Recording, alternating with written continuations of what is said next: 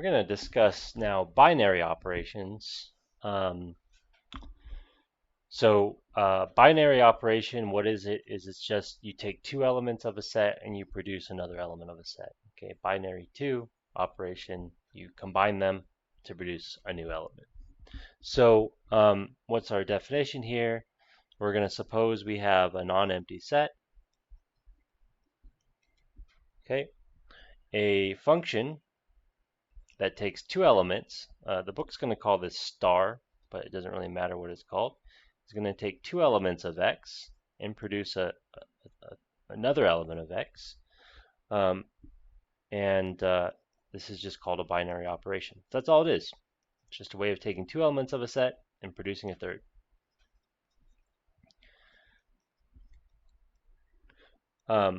If we have a binary operation, so that is some function of this form,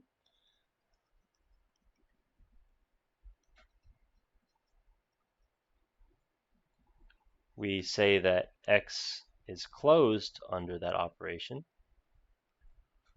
This doesn't really make a lot of sense with what I've said just now, but we're going to be sort of inheriting operations from ambient sets.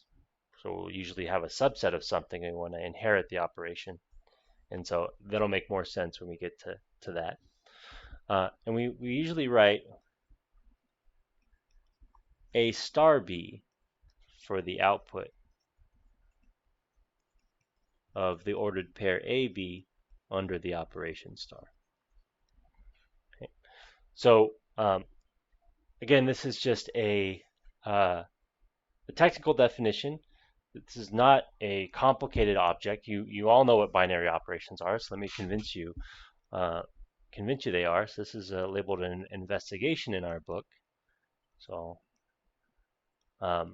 we want to know which of plus, minus, times, and divide are binary operations on the following sets. R,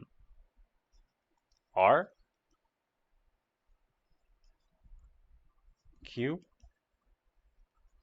Z, N, and C.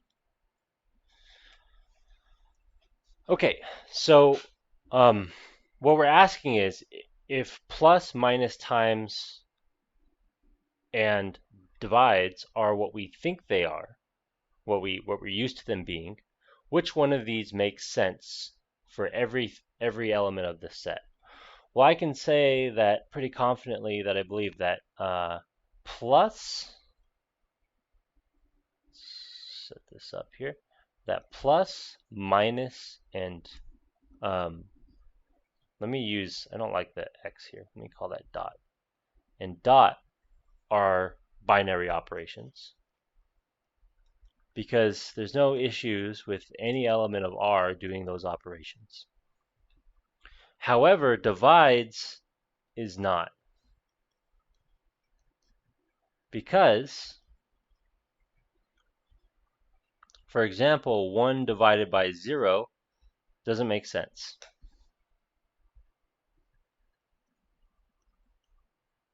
Well, has no definition.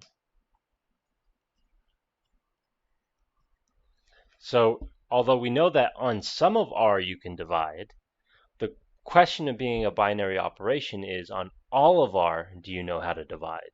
And the answer is no. When the denominator is 0, we have a problem.